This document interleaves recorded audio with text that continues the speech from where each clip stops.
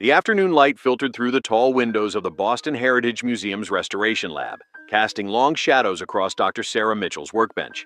She adjusted her magnifying lamp and leaned closer to the photograph that had arrived that morning from the Berkshire estate sale, a formal family portrait dated 1902.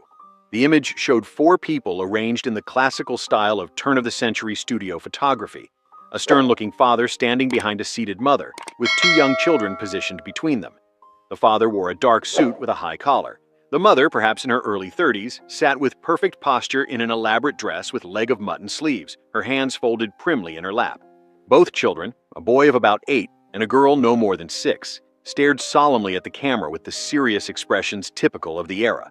Sarah had restored hundreds of photographs from this period. Most told similar stories of prosperity and respectability, families eager to document their place in society during an age when photography was still expensive and formal. But something about this one felt different, though she couldn't quite articulate why. The photograph had suffered water damage along one edge, probably from decades of storage in a basement or attic.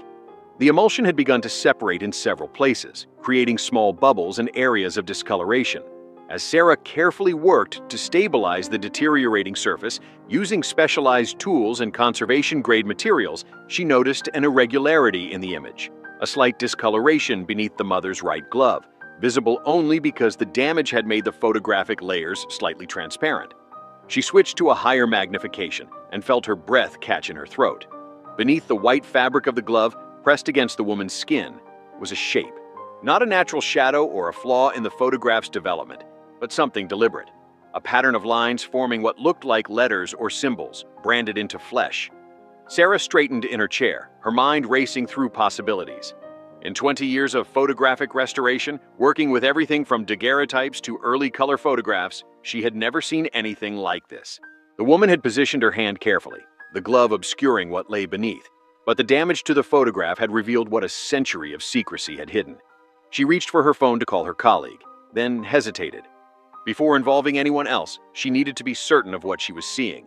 It could be a trick of the light, an artifact of the deterioration process, or her imagination filling in patterns where none existed.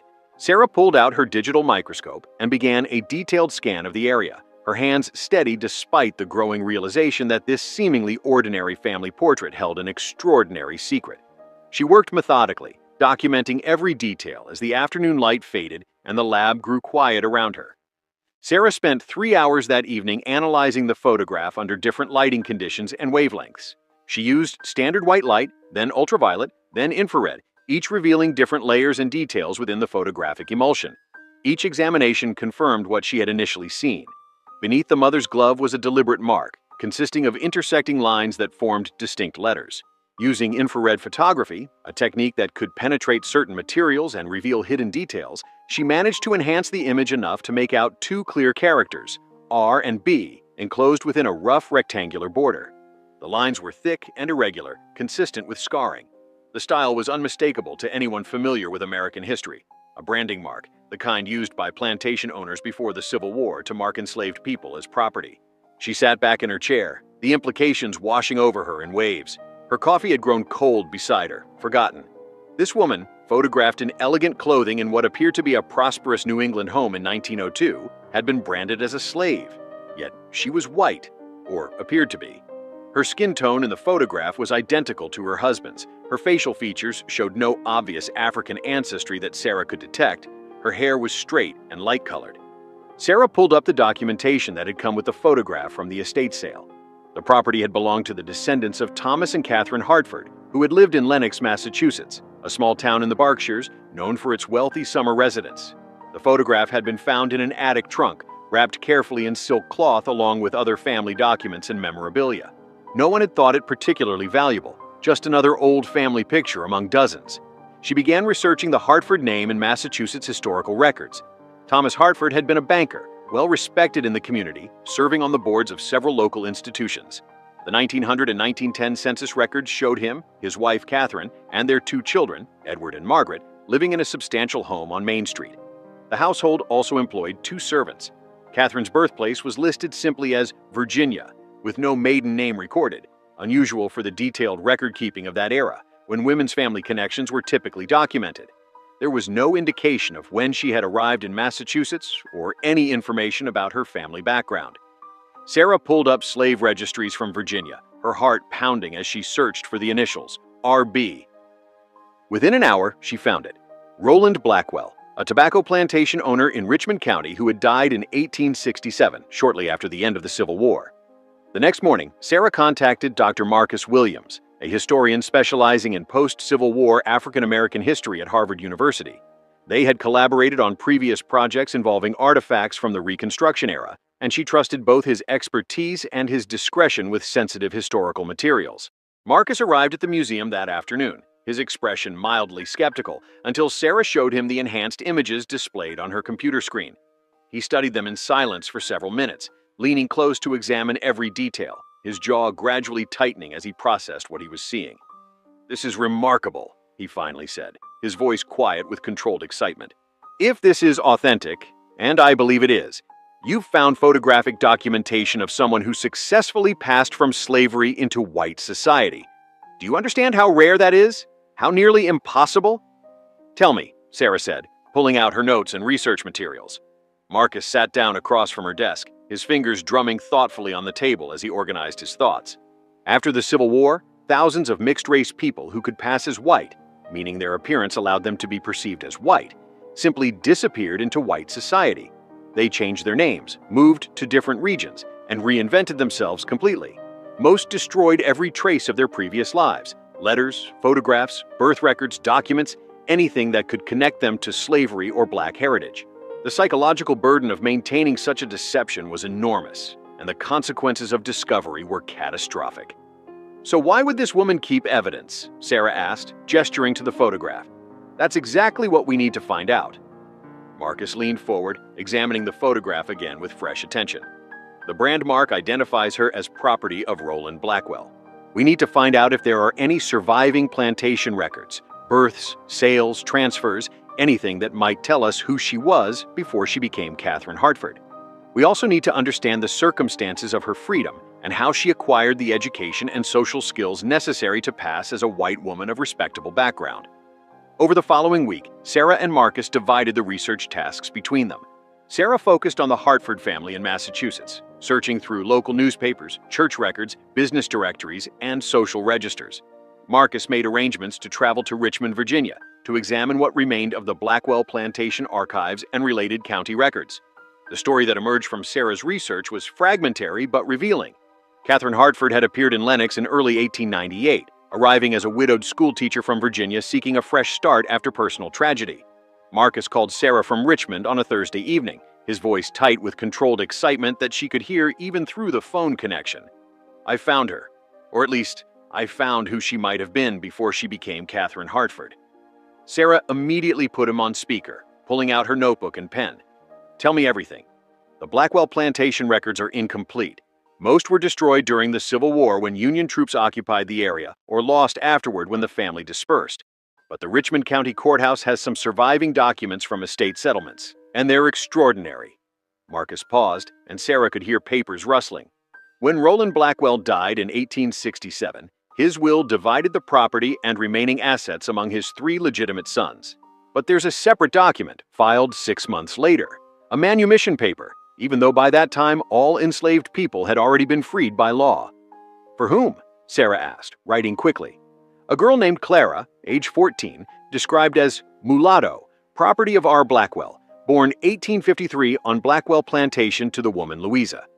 The document states she was freed by special provision and given a sum of $100, a significant amount of money at the time.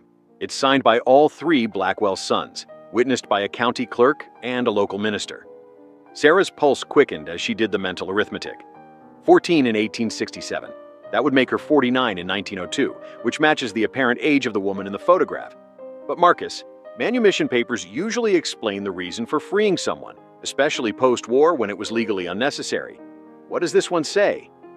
There was a meaningful pause. It doesn't give a specific reason, just states she is to be freed and given money in recognition of special circumstances. "But Sarah, I found something else in the informal records." His voice dropped lower. "I cross-referenced birth records, the unofficial ones kept by the plantation overseer for inventory purposes. In February 1853, there's an entry for a girl born to a woman named Louisa, who worked in the main house. The father's name isn't listed, but there's a notation in the margin, written in different ink, added later, R.B., Roland Blackwell's own initials. His daughter, Sarah breathed, the full implications settling over her. He fathered a child with an enslaved woman, and when he died, his sons freed her rather than keep their half-sister in bondage. That's my working theory, and it explains something else I found. Marcus's voice grew more animated as he continued. I went through local newspaper archives and city directories from 1867 to 1900, looking for any mention of Clara or anyone matching her description. There's absolutely nothing. Not in Richmond, not in any surrounding counties. After that manumission paper, she vanishes from the historical record entirely. It's as if she ceased to exist. Sarah couldn't sleep that night. She lay in bed, her mind circling around the vast gap between Clara and Catherine. 31 years of life completely unaccounted for in the historical record. How does a 14-year-old mixed-race girl, freed from slavery with only $100 and probably minimal formal education, transform herself into a respectable white schoolteacher who could marry into New England society without raising suspicion? The next morning, fueled by strong coffee and determination, she began searching through educational records with a new strategy. If Catherine had claimed to be a teacher when she arrived in Lenox, she must have acquired both education and teaching experience somewhere. Sarah focused on the years between 1870 and 1895, searching through school registries, teacher certifications, and employment records in Virginia and the surrounding states. She found nothing under the name Catherine Hartford or any obvious variations. The name itself was likely invented just before her arrival in Massachusetts. Then she tried a different approach, looking for teachers with Virginia origins who had moved to Massachusetts in the late 1890s, particularly those with no verifiable family connections or educational credentials from established institutions that could be checked. 3 names emerged from her search. She methodically cross-referenced each with census data, marriage records, death certificates, and immigration documents. 2 had clear, traceable paper trails extending back to childhood, with baptismal records, school attendance, and family members who could be verified. The third, a Catherine Moore, listed as teaching at a small private school for girls in Philadelphia from 1892 to 1897, had appeared in the records seemingly from nowhere, with no prior history. Sarah called the Philadelphia Historical Society and requested any information about schools operating during that period. After 2 days of searching through their archives, an archivist emailed her a brief mention from an 1893 church newsletter. Miss Catherine Moore, our dedicated new teacher from Richmond, has brought such grace and learning to our young ladies. Her gentle manner and refined speech are a credit to her Virginia upbringing. Richmond, the same city where Clara had disappeared from the records. The connection was there, fragile as spider silk, but real. Meanwhile, Marcus had made his own discovery in the Richmond city directories. In the 1885 edition, he found a listing for Miss Seymour Seamstress at a boarding house address on Gray Street. The same surname, the same first initial, the same city. It fit the timeline perfectly. A young woman in her early 30s working a respectable trade that required skill and allowed for social observation. They began to piece together a theoretical progression. Clara, freed at 14, had likely worked as a seamstress in Richmond through her 20s and early 30s, saving money carefully and observing the manners, speech, and behavior of white society. Finding living descendants of Thomas and Catherine Hartford proved easier than Sarah had expected. The estate sale records listed a Jennifer Hartford as the primary seller, a great-granddaughter living in Springfield, Massachusetts, about an hour's drive from Boston. Sarah called her, carefully explaining that she was a museum curator researching a photograph from the Hartford family collection and had discovered some interesting historical details she wanted to discuss. Jennifer agreed to meet the following Saturday, her voice pleasant and curious over the phone. Jennifer Hartford turned out to be a woman in her late 50s, a retired high school principal with kind, intelligent eyes and an air of quiet competence.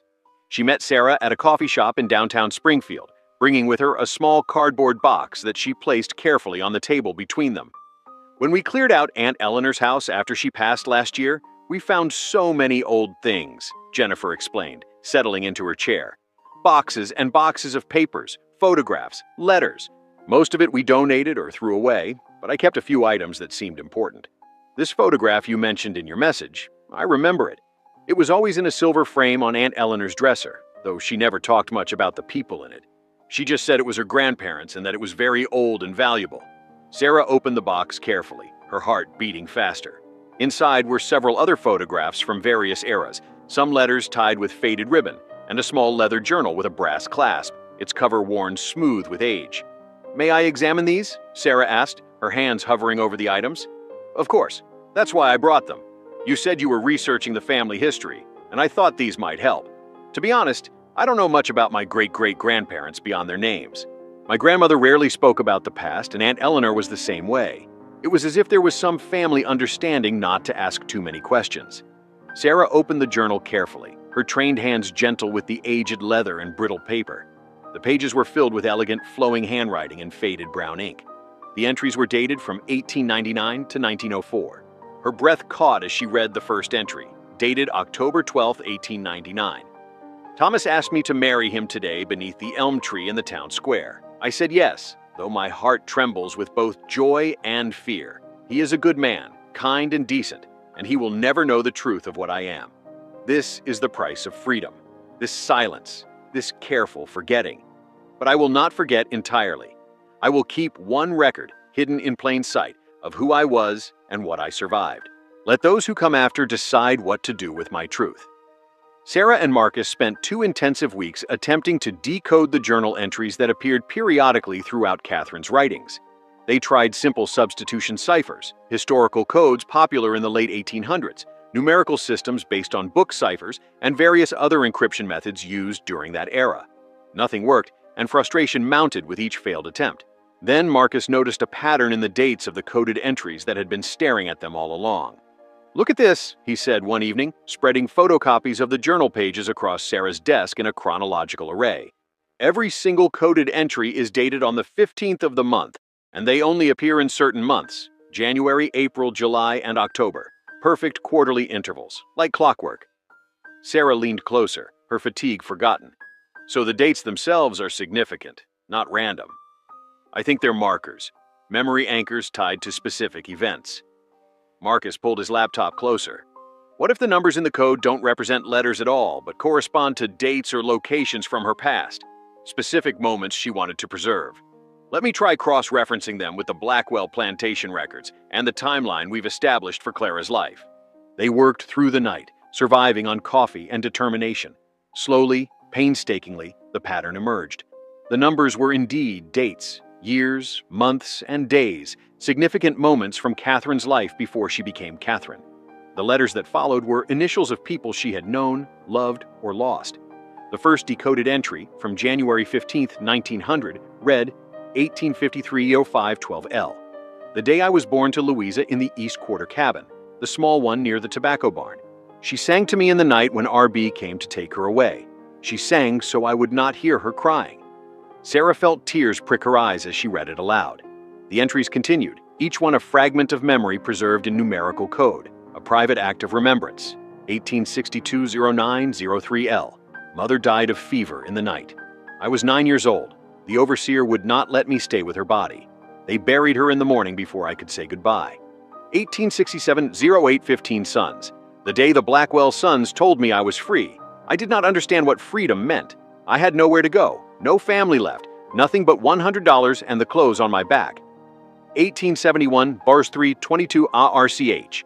Arrived in Richmond with $12 remaining. Found work at Mrs. Peterson's boarding house on 6th Street. She did not ask questions about my past." Sarah read each entry aloud, her voice breaking occasionally as the full weight of Catherine's losses and triumphs became real. Marcus sat in silence, his expression grave and respectful. Here was a life reconstructed in fragments, a woman who had refused to let her true self be completely erased. With the journal decoded and Catherine's full story beginning to emerge, Sarah returned to examining the photograph with fresh understanding. It wasn't simply a family portrait commissioned to mark prosperity or commemorate an occasion. It was Catherine's deliberate act of preservation, a calculated risk taken at a moment when she felt secure enough in her new identity to leave permanent evidence of her past. Sarah examined the photograph again under high magnification, this time looking for other intentional elements beyond the concealed brand mark. She noticed that Catherine's expression, while composed and appropriate for a formal portrait, carried a subtle intensity that set it apart from other women's photographs of the era. Her eyes looked directly at the camera with an almost challenging gaze, unusual for the period when women typically displayed demure, downward glances or soft, indirect gazes that suggested modesty and submission. The positioning of her hand was equally deliberate and carefully staged. While the white glove concealed the brand from casual observation, the angle of her arm and the precise placement of her fingers suggested meticulous planning. She had wanted the brand to be there, preserved in the image for posterity, but not immediately visible to contemporary viewers who might destroy the photograph or use it against her family. Sarah consulted with Dr. Patricia Chen, a photography historian at MIT who specialized in turn-of-the-century portrait photography and studio practices. Patricia came to the museum to examine the original photograph, bringing specialized equipment for analyzing photographic techniques and materials. This was taken by a highly skilled professional photographer, probably in Boston or Springfield, Patricia explained after her initial examination, pointing out subtle details in the lighting and composition. Look at the studio backdrop, hand-painted, expensive. The lighting setup required multiple sources to achieve this even illumination. The formal composition, the careful posing, these were very expensive portraits. People didn't commission them casually. They planned them for weeks, chose their finest clothing, positioned themselves with great deliberation. So, Catherine knew exactly what she was doing when she posed this way, Sarah said, more statement than question. Absolutely. And look here. Patricia pointed to a barely visible detail in the lower right corner of the photograph that Sarah had previously overlooked. The photographer's mark is stamped here, though it's very faded and partially obscured by the matting. I can just make out J. Morrison, Boston. That was one of the most prestigious portrait studios in New England. Only very wealthy families could afford his services. Sarah immediately researched J. Morrison's studio when she returned to her office.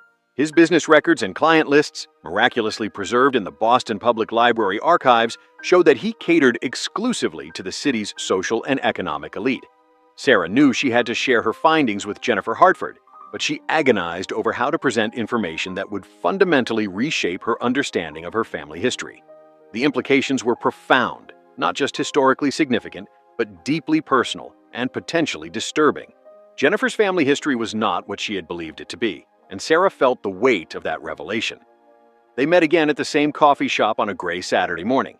Sarah brought copies of all her research materials, the enhanced photograph showing the brand mark in sharp detail, the decoded journal entries, the plantation records documenting Clara's birth and manumission, the trail of evidence connecting Clara to Catherine Moore to Catherine Hartford.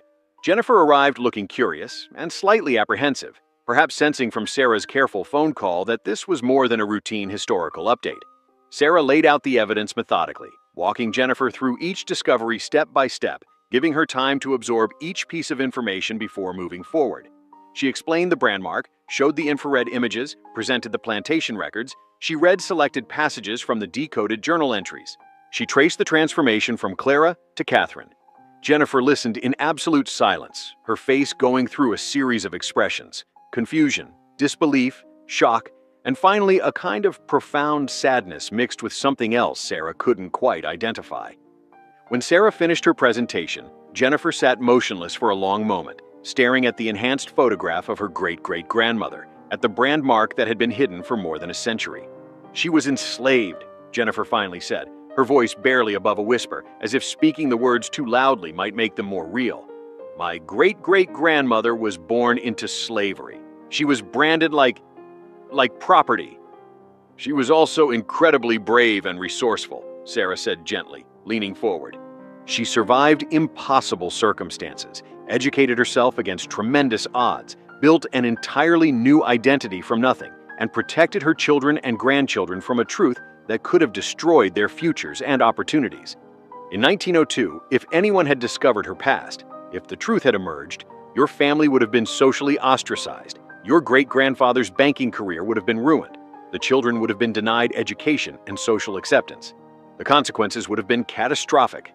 Jennifer touched the photograph carefully, reverently, her fingers tracing the outline of Catherine's gloved hand where the brand lay hidden. And yet she left this record anyway. She took this risk. Why would she do that? I think, Sarah said slowly, choosing her words with care, she couldn't bear the idea of being completely forgotten, of having her true self entirely erased by necessity and fear. 6 months later, on a crisp autumn morning, the Boston Heritage Museum opened its new exhibition, Hidden in Plain Sight: The Life of Catherine Hartford. The exhibition space had been carefully designed to guide visitors through Catherine's journey, from the fragmentary plantation records to the photograph that had revealed her secret. The centerpiece was the 1902 family photograph, displayed in a custom case alongside the enhanced infrared image that revealed the brand mark beneath the glove. The juxtaposition was powerful, the same image showing both the public face Catherine had presented to the world and the hidden truth she had carefully preserved.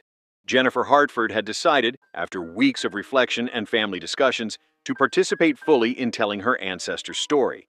She stood now before a gathering of museum staff, historians, journalists, and community members, her voice steady and clear as she read selected passages from Catherine's journal to open the exhibition. "I will hide my past beneath gloves and proper speech, but I will not forget," Jennifer read, her voice carrying through the quiet gallery. Catherine wrote these words in 1899, knowing the enormous risk she was taking. In preserving this evidence, in leaving this photographic record of the brand that marked her as property, she defied the complete erasure that the system of slavery had demanded. She refused to let her true self disappear entirely, even though concealment was necessary for her family's survival and safety. The exhibition displayed the full arc of Catherine's extraordinary life. The sparse plantation records documenting her birth to an enslaved mother and her white enslaver father, the manumission papers that freed her at age 14, the coded journal entries preserving memories of her mother and her years in bondage, the fragmentary evidence of her transformation from Clara to Catherine Moore to Catherine Hartford, and finally the photograph, the culmination of her reinvention and her quiet, defiant act of resistance against erasure. Sarah had worked with Marcus and other historians to create detailed explanatory panels about the broader historical context, the thousands of mixed-race people who passed into white society after the Civil War, the psychological and emotional costs of such profound concealment, the ways that racial identity was policed and performed in turn-of-the-century America, and the long-term impacts on families and communities. Visitors moved slowly through the exhibition, many stopping for long, silent minutes before the photograph. Some cried openly. Some stood in contemplative silence, processing the weight and complexity of what they were seeing. Teachers brought students. Genealogists came seeking guidance for their own family research. Descendants of other passing families contacted the museum privately, sharing their own hidden histories. Jennifer stood beside Sarah near the exhibition entrance, watching people engage with her ancestors' story. "She left that photograph for someone to find," Jennifer said quietly, her eyes following a young woman who stood transfixed before Catherine's image. "A century later, and she's finally being seen, finally being known for who she truly was."